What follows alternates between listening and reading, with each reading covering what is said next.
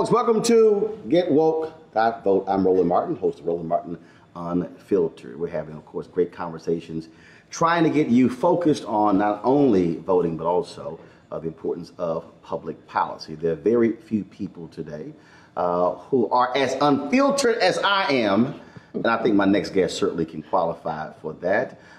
She is the thorn in the side of Agent Orange, and of course she also has attracted this huge following. They now call her Auntie Maxine. We know, of course, is Congresswoman Maxine Waters from Los Angeles. Congresswoman, good to see you. Delighted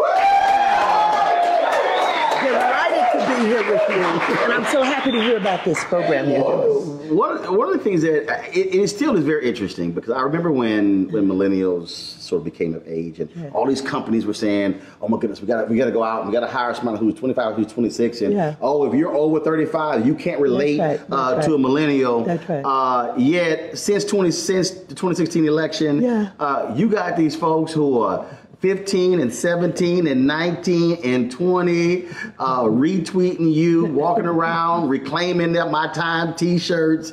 And who would know an 80-plus-year-old black woman would have these millennials all hyped and giving them a run for their money? Well, you know, I am just so honored that young people have decided that they like what I say and the way that I handle my politics. I just try and talk straight, talk plain, tell it like it is, and confront those who think they're so powerful that they can intimidate. And so I don't take it, and I don't try in any way to send any signals that maybe you should be very nice and calm and not upset anybody. I just do what my heart tells me to do, and the kids like it. And for some reason, they have not seen this in their lifetimes. I think what it is authenticity. John Murray, entertainment journalist, he hit me one day. He said, "Man, I'm on this airplane, and that's his brother. He's a 25-year-old wrestler, and man, he was just going on and on about you, and he didn't know we were friends." He said, "Roland," he said, "this dude is 25." And I was kind of like, all right. And then I would go other places and go to college campuses or whatever. I think what it is authenticity. Somebody who is going to say it just like it is, unapologetic, unfiltered, and they're saying, that's what I want to hear. I don't want to hear, the niceties and let me go ahead and spin it. No, I want somebody who's going to give it to me straight and say the way it needs to be said. Well, I think so, and you know this better than anybody else. You and I and those who will speak our mind, we're going to be criticized, we're going to be attacked, but that really doesn't bother us. I mean, we've been through this, and we're going to continue to go through it. And I'm just pleased that we've been able to send a signal to young people that we care about these issues so very much. We're not going to play politics with them. We're not going to try and hide whomever we are behind the kind of language that they don't understand.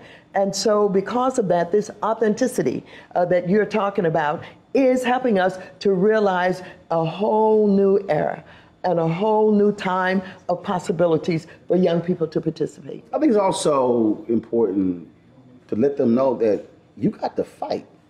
That you can, like, for instance, I spent 6 years at CNN, and for me, I never understood in a debate, well, you would speak and they would say, okay, how do you respond? And I'm going, they just lied. And you're sitting there going, okay, are you going to call that lie out or not? And then, so they allow the conversation to go forth. It's like, okay, we've run out of time. I'm like, no, don't come with the fact check tomorrow. Correct the lie. And that's why when they would come on my show, they would say something. I'm like, hold up, I'm going to let you finish. But you just lied. Because my philosophy is that if I don't stop you right then, if somebody is watching, they're sitting at home going, well, Roland didn't say anything, so that must be true. I think people have allowed other folks to lie, to make stuff up, and never called them out on it. And then it gained a foothold, and folks began to believe the lie, and that thing began to take off. Well, they either believe the lie or they think all of us are just dishonest. And not only will we sit and allow someone to lie and not challenge them, then you're right, something's wrong with us. And so I think that the millennials are now beginning to understand that there's a difference, even in the political parties. There's a difference with elected officials and how they handle public policy. And there's a difference between those who just want a title and want some perks and a little upward mobility, and those who are saying, hey, this is who I am, like me or not, I'm going to tell it like it is, and if that means I don't win my election, then so be it. I was home in Texas a few weeks ago, and I was sitting with my parents, and I said, did y'all see the video of a Congresswoman when she said, I will not yield? My dad was like, no. So I pull it up, and I play it. Oh my God, my dad's like, play that back again. He was like, because it was, here you had this member of Congress defending discrimination. Yes. And I watched it, and then the chair is trying to tell you, you must address the chair. You like, you ain't say nothing to him. That's right. And again, the whole game of, well, we're collegial colleagues, and so the therefore, gentlewoman. I'm no gentlewoman. If I ask you to please yield, you go ahead and do it. You like, hell no, I ain't yielding. but again, that's what I mean by fighting. Folks want to know, are you there fighting for me? Absolutely. Or are you just there to go along to get along? Well, there are those who would say even Democrats have not learned how to fight, and that we're being taken advantage of because we're being nice, or we don't want to be called uncivil. And so we have somebody like this president and others who are doing all kinds of things. The President of the United States calling people out of his rallies, talking about, send them out on a stretcher, I'll get you out of jail, and on and on and on. And we still are trying to pretend like that's not what's happening. And now they're trying to turn it on us and call us violent, and call the women who protested recently about the nomination of Kavanaugh violent. And so we've got to learn how to fight. And I think a lot of people now are saying, well, Michelle said, when they go low, we go high. And Eric Holder... I wasn't with that when she said. Eric Holder, I think just today... Right, he did. Said, no. We're not with that. Right, he said they go high. He said when they go low... That's right. You hit them lower. No, because, again, it's so good. I understood philosophically. Yeah. And that sounds great. Yeah. That sounds great. But the reality is, when you in a street fight, I remember Reverend Willie Wilson. He spoke at my church in Dallas, and they some thugs stole the church equipment, stole their the drums, and stole the microphones and everything. And so Willie went to the Pope. He said, "Look," he said, "I need my Christian thugs." He said, I don't need all y'all who just want to pray with folks. He said, I need the folk who used to be in the streets who now love Jesus to go get back our equipment. And so several brothers volunteered, and they got the equipment back in 48 hours. Wow. And he was like, he said, sometimes you got to have some folks who say, no, we'll handle this. You got to have folks who are willing to go toe to toe and say, I'm not going to back down from you. Well, I think we've got to be honest about our feelings. This business about hiding your anger and not being considered someone who will go off, etc., is what limits us from being able to be authentic. You're walking around watching people in pain, you're watching homelessness, you're watching women being assaulted, and you're supposed to be smiling all the time and pretending like it's not bothering you and that you don't have the ability to be angry. I told someone the other day who is trying to say that we're violent when we protest. Protest is about making you feel uncomfortable. I'm not supposed to come to you and say, may I protest you? Right. No, absolutely not. If your heart tells you that this is what you need to do because you see some injustice, that you see people who are creating, a terrible time and pain for others, and you want to protest to try and make change, to try and make it right, then speak what your heart is telling you to do. What cracks me up, though, is these are the same people who love to talk about the founding fathers. And I'm going, you do know dissent with how this whole thing started. I'm going, you're running around acting as if protests, like, that's why I love when I'm sitting here, when I'm blasting that dude with the NRA Grant, whatever his name is, and Dana Lash. I said, I do want y'all to know that before y'all beloved Second Amendment, it was first for a reason. Yeah. And they love to skip as if that didn't exist. Yeah. And I'm going, it was there by design. Now, I didn't like the founding fathers. They damn sure not my founding fathers. But I'm gonna read the Constitution y'all wouldn't let us actually abide by, and it clearly says that freedom of assembly, freedom of speech, First Amendment rights. Right. Yes. They love to skip over that one to go right to the guns. That's right. That's right. Well, let me just say this. The Constitution of the United States guarantees us First Amendment rights. And because of us, we have strengthened the democracy. We're the real patriots. We have stood with our country. We've fought for our country. We've had people who have gone to war, who returned home with no housing, no jobs, but... lynched in uniforms? Absolutely. But they stayed and they fought and they protested. And the civil rights movement taught us how to protest, how to stick with it, and whether it's the civil rights movement or organized labor who protest today, often they are rallying, they're marching, and they're fighting, and they're up against some of the biggest corporations in America about, decent pay and decent benefits. It is because of protests that we've been able to make America better. We're the patriots who say we believe in this country and we believe that it can be about justice and equality for everybody.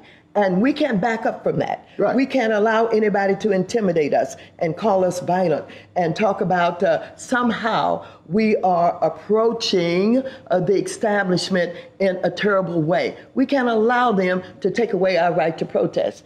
And so I think the young people see that. They understand that many of them, have gone through life, graduated from college. They've been taught by their parents, now you be nice. And if you get that job, I want you to dress right. I want you to speak the King's English the way it's supposed to be spoken. I don't want you to cause any trouble. And maybe you'll get a promotion. And so they have done this. And many of them have graduated. They can't find the jobs comparable to their education. They're being discriminated against on the job. They're confronted with racism on the job. And they're still trying to abide by what their mothers and their fathers and their grandmothers told them to do. And they have gotten angry. And they've gotten tired of that. And they don't believe in any of us because what they have been taught has not worked for them. It's not fair. And so when they see change and they see those who are willing to speak truth to power and to confront, racism, et cetera, I think it is allowing them to become themselves and to think the thoughts and talk about them in a very vocal way, in ways that they had not done before. And so I'm pleased about that. And I'm looking forward to the millennials really making a difference, not only in this midterm election, but certainly in 2020. So it's interesting as you were talking, when you're talking about this whole idea of, oh, no, you really shouldn't fight. Yes. I mean, that's what America told the ANC in apartheid. Oh, you guys are violent. And it's like, are you not paying attention to Botha and the racists running the government? And then they say, well, you kept telling Mandela, you need to renounce violence. He's like, hold up. No. Because the reality is, he said, we're fighting a system. And I just think it's very interesting, again, as somebody who understands history, to listen to folk act as if this nation hasn't used violence to become the nation that it is. Well, I mean, it does not take an educated historian to understand the history of the nation and what has happened, the racism, the hang-ins, the beatings, all of that. I mean, that's a part of this history. Yeah, that's and violence. No one can deny that. And while we have been taught, by Martin Luther King and others, that you must not be violent, and don't approach things with violence. We don't start out approaching things with violence. We start out about talking to people. We pray a lot. We do a lot of that, but we don't start out punching people. We don't start out shooting people. We've never hanged anybody. We don't take guns and shoot down, crowds of people. We don't do any of that. But to say that our protest somehow is violent, and the way that this president is now defining our protest as us being mobs that are somehow trying to destroy the government is something we absolutely have to resist. And we shall not and must not allow that to describe us in any shape, form, or fashion. You make a great point about what young folks are taught by parents. Yes, Because as you were talking, what I immediately thought back to was Carolyn Hunter and Ken Williams. And, all these folks, they talk about apartheid, they talk about, the sanctions and things along those lines. But it was Ken Williams, who worked at Polaroid, and when he walked into the building, he realized that the pass books that they were using in South Africa to check the papers of black people, Polaroid was supplying those. And so he began to protest. And so Carolyn Hunter, this sister she graduated, degree in chemistry. She was 25, 26, had her job. And so she began to join with her. And just what you said, her mama said, baby, hold up. Now, baby, you're a chemistry major. You just got your degree. Yeah. You got you a good job. Mm-hmm. You do not need to go in there making all this noise. And she said, no, mama, this is not right. And it was the Polaroid revolutionary workers who told Ron Dellums and Conyers about those past books. Mm-hmm. When I interviewed Dellums when Mandela died, he said, I got called to a meeting. They told us, and that's how we learned about what Polaroid was doing, and that's how we started to get involved in the anti-apartheid movement when it came to sanctions. Now, when people praise it today, they act as if these major corporations were the ones who start withdrawing. Oh, no, but it was Ken Williams and a 26-year-old sister, Carolyn Hunter, they later got married, who started this thing at Polaroid. And her mama said, you shouldn't do it. She said, no. And the reason it blew me away, I'm in New York at 2 o'clock in the morning, I'm watching this documentary, and I'm looking at it, I'm like, hold up, what's that woman's name? And I texted this sister and I went, is this your mama? When I stayed at Martha's Vineyard, I stayed at her house. Oh, really? I had no idea it was her. Wow. But her mama said exactly what you said. Do not get involved in this, baby, because you got you a good job. Well, yeah, no, we know that parents who sacrificed and worked hard to get the children through school did not want them to, be confronted with the kind of injustice that they had experienced. They wanted them to be safe. They wanted them to be secure. They wanted them to have a decent quality of life.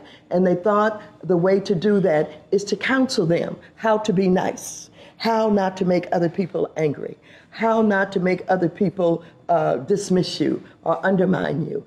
And so that counseling, I think, has caused too many brilliant and talented young people not to become the people that they can become. Yeah, there's no fight there. That's right. Then when they come up against something, it's, oh my God, what am I supposed to do? That's right. Because you never had to swing for something. That's right. That's absolutely true. So here we are.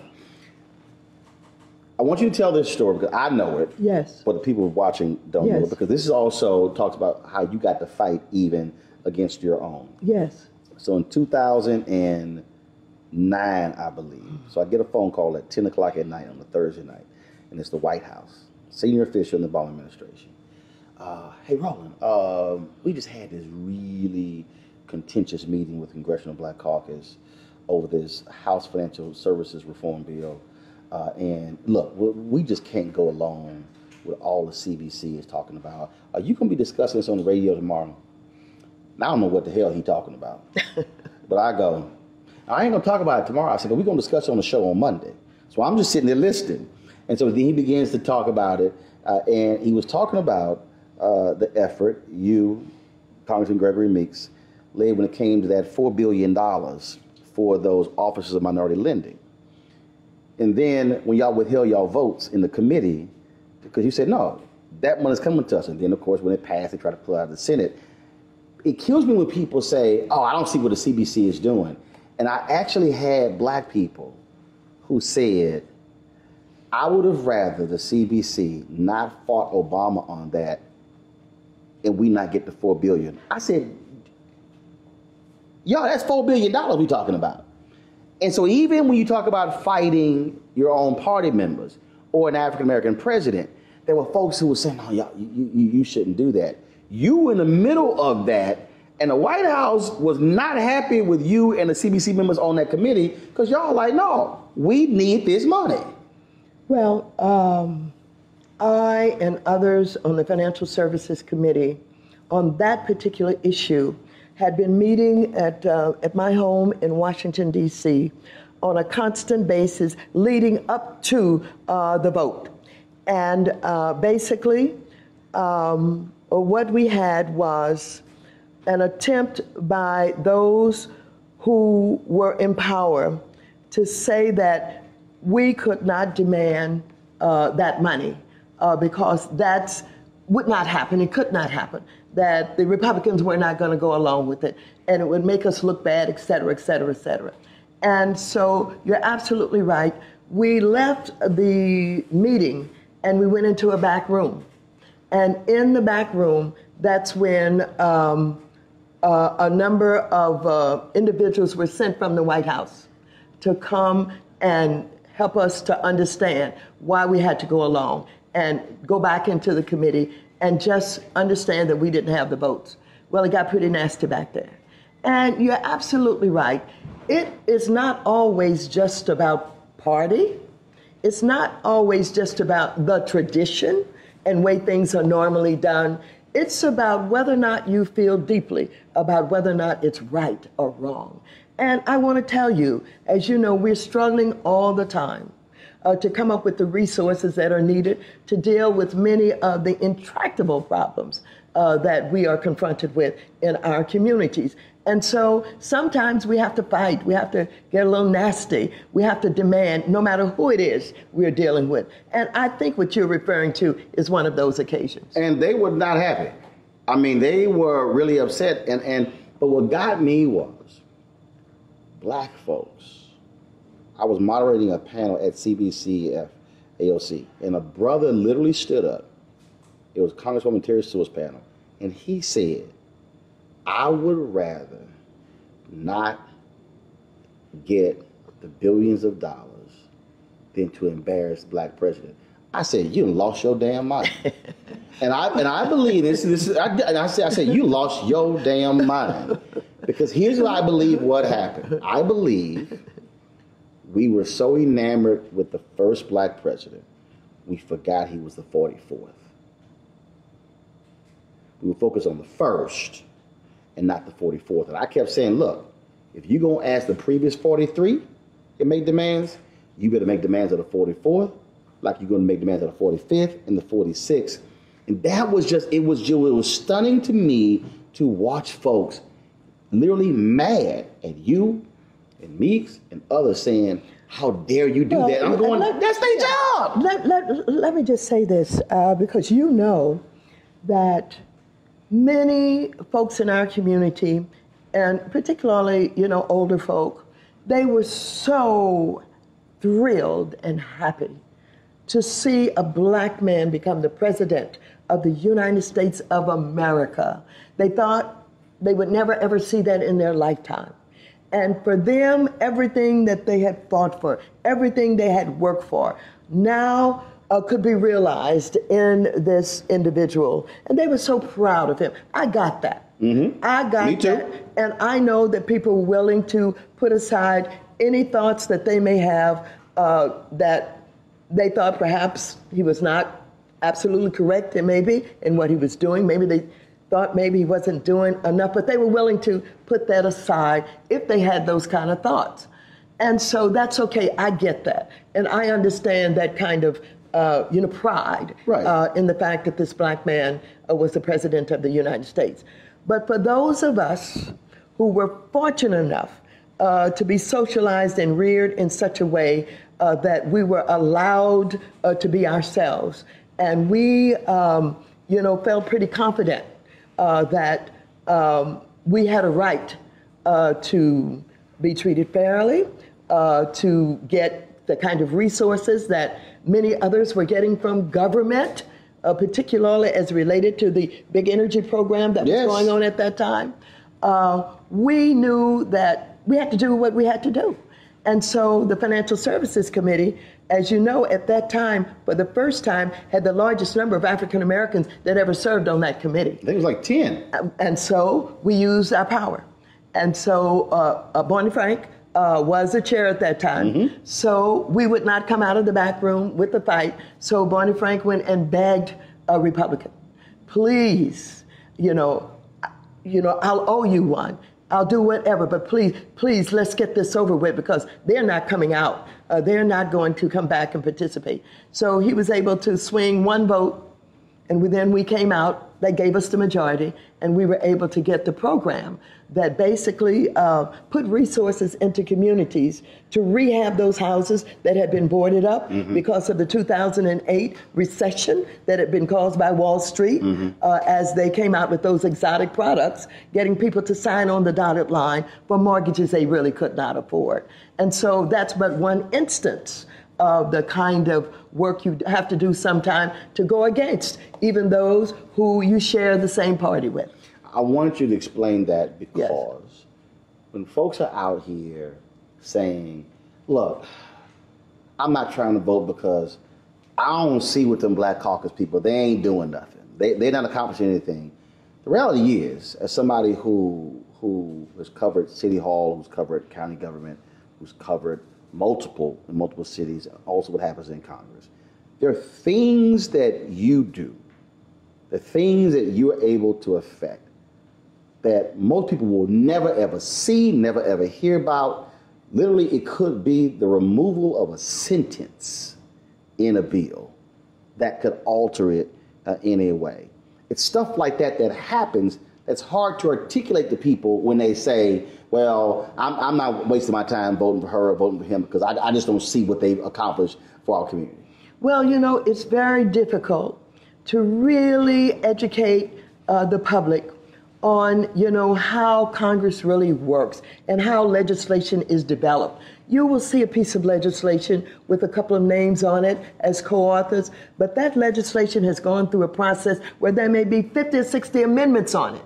And when it comes across you and your committee, and you have some ideas about how you can make that legislation better, how you can keep it from being harmful to the people you represent, you put together that amendment and you fight hard to get that amendment inside that bill. And oftentimes you do. But, in financial services, my committee, for example, I know that we're not covered adequately.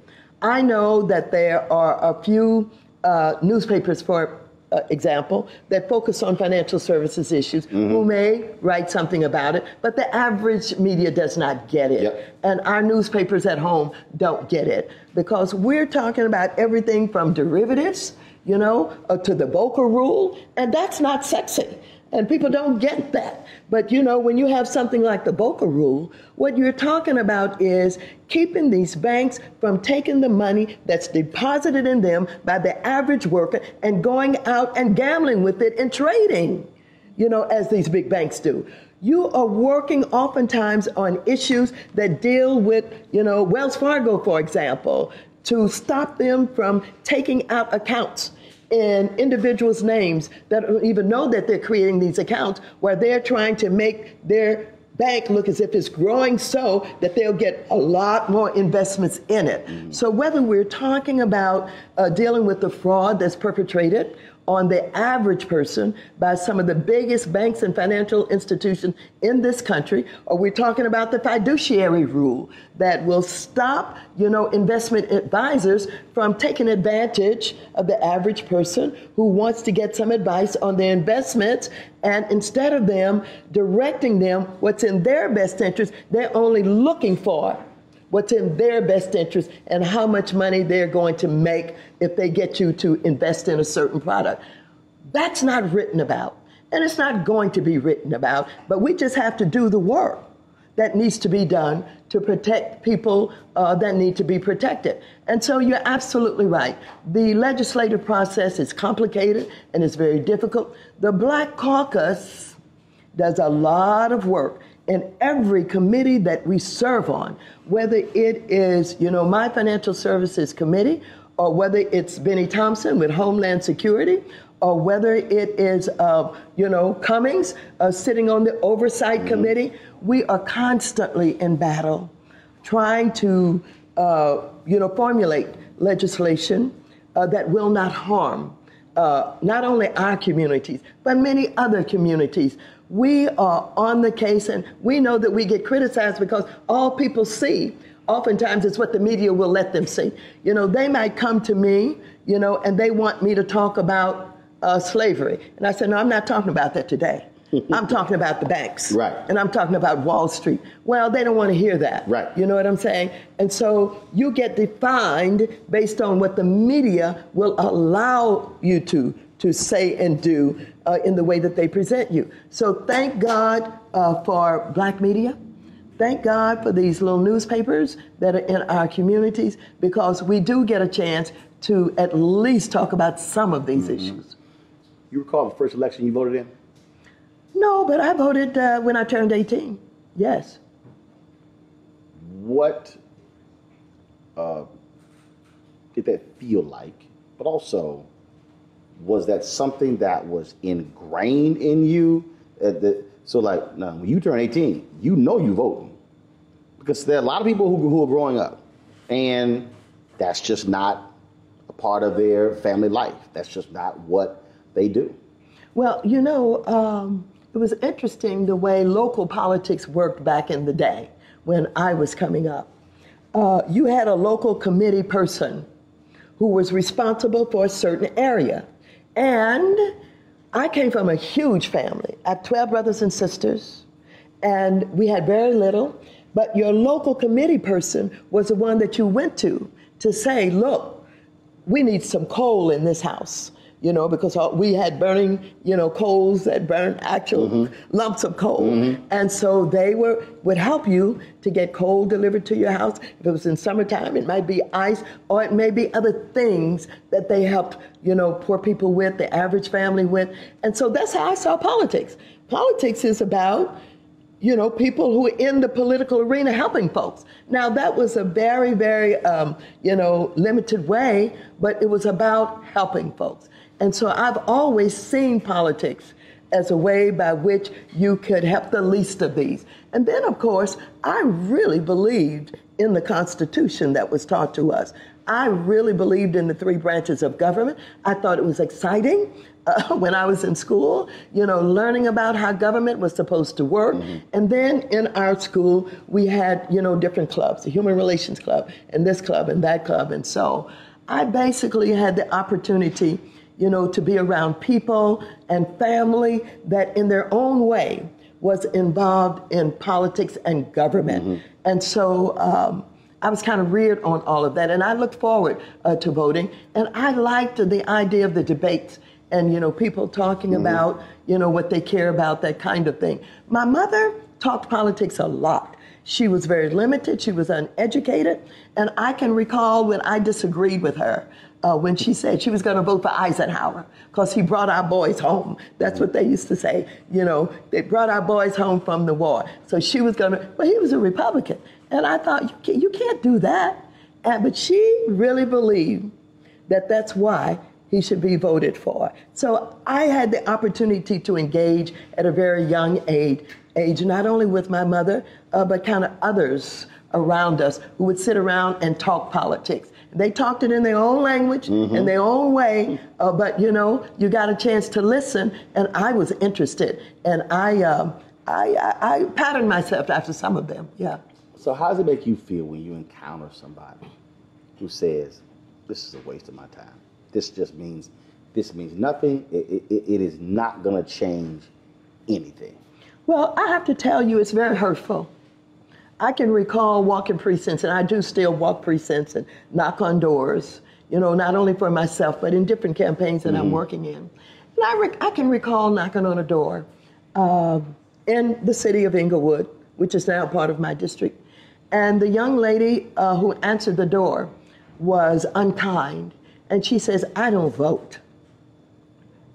Don't bother me. I don't want to be bothered with that.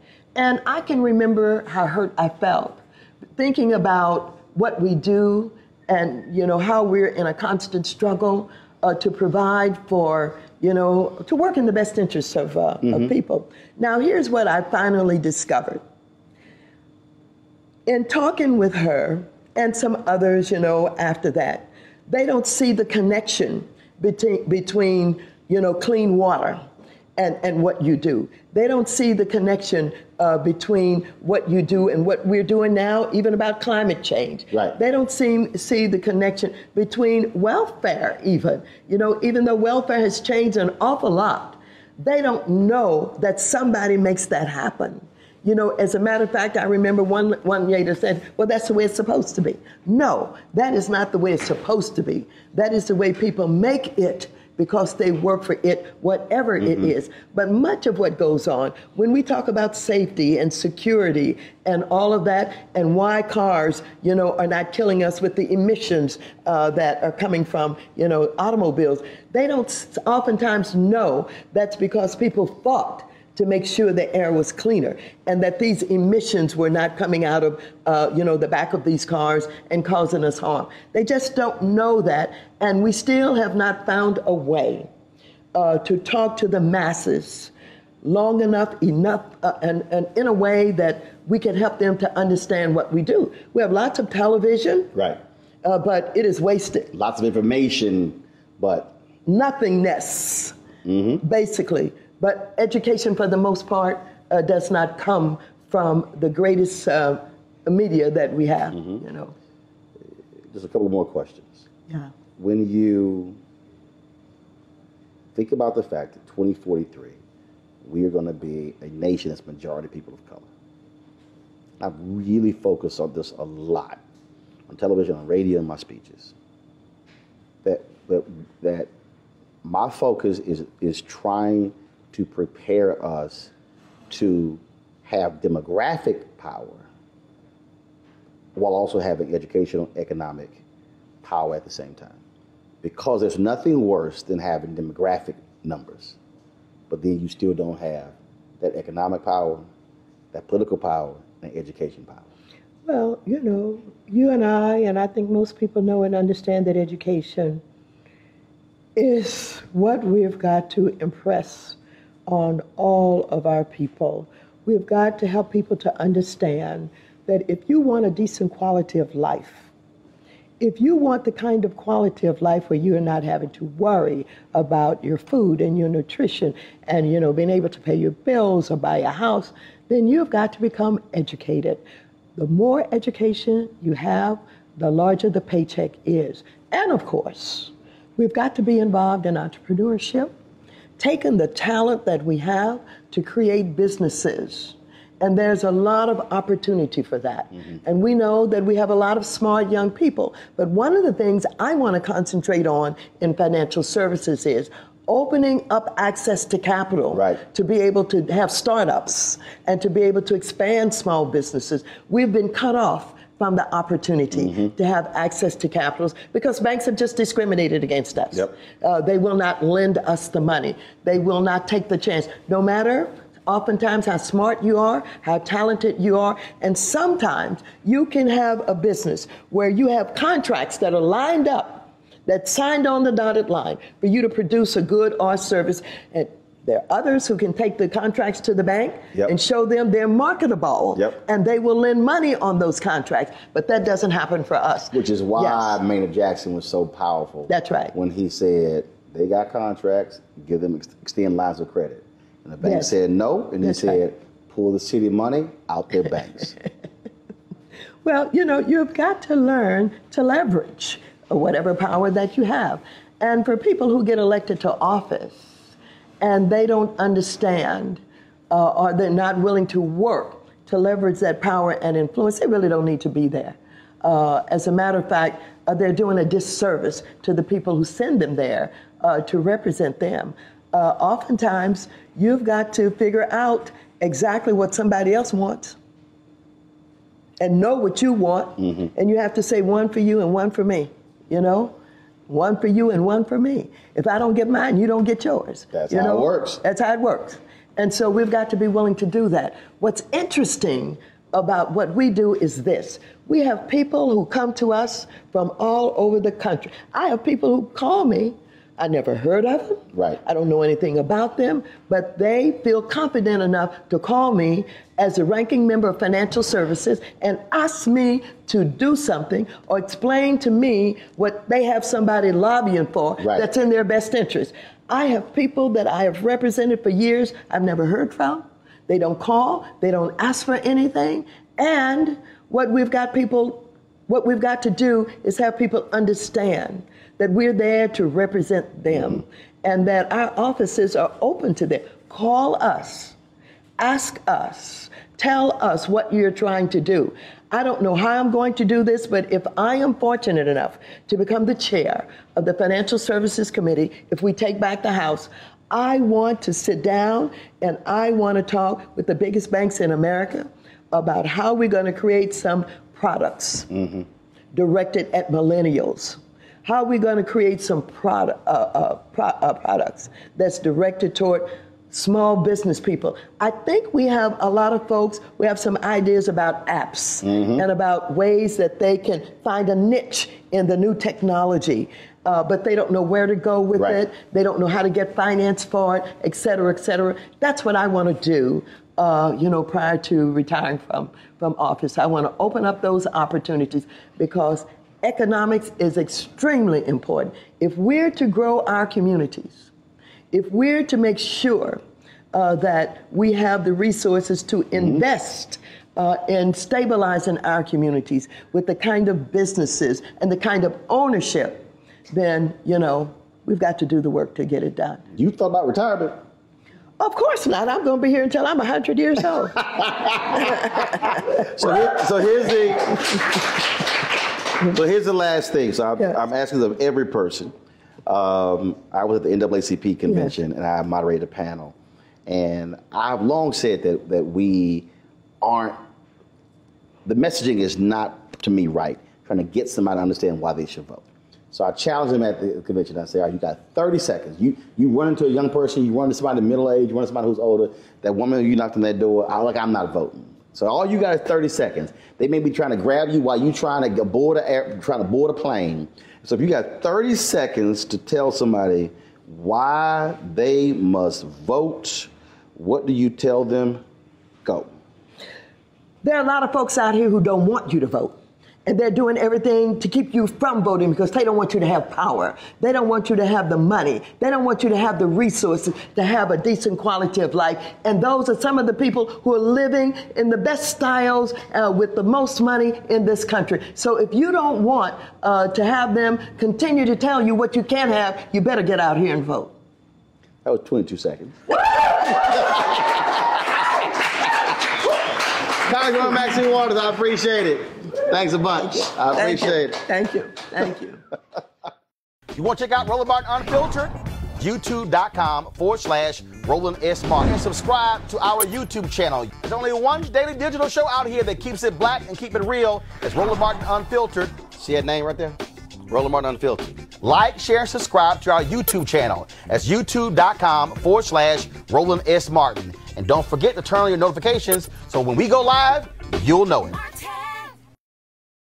You want to support Roland Martin Unfiltered? Be sure to join our Bring the Funk fan club. Every dollar that you give to us supports our daily digital show. There's only one daily digital show out here that keeps it black and keep it real. It's Roland Martin Unfiltered. Support the Roland Martin Unfiltered daily digital show by going to RolandMartinUnfiltered.com. Our goal is to get 20,000 of our fans contributing $50 each for the whole year. You can make this possible. RolandMartinUnfiltered.com.